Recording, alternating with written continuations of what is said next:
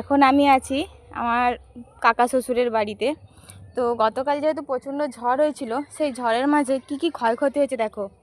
ওই দেখো সোলার প্ল্যান্টটা পুরো ভেঙে উড়িয়ে নিয়ে চলে গেছে।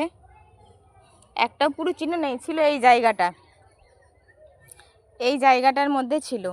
আর এই যে জলের ট্যাঙ্কিটা দেখো পুরো ভেঙে কি হয়েছে, ট্যাঙ্কিতে মনে হচ্ছে জল নেই, পুরো সব চূর্ণ বিচূর্ণ হয়ে গেছে। চলো আরও তোমাদেরকে দেখাচ্ছি কি পরিমাণে ক্ষতি হয়েছে। একটা দেখুন কি পরিমাণে ক্ষতিটা হয়েছে, পুরো ছেড়ে চলে গেছে, পুরো ছেড়ে চলে গেছে। আরও দেখুন এই যে পুরো ডান্ডি ভেঙেছে, এইখানে পাইপ ফাটিয়ে কি পরিমাণ কি পজিশানটা খালি নিয়েছে দেখুন।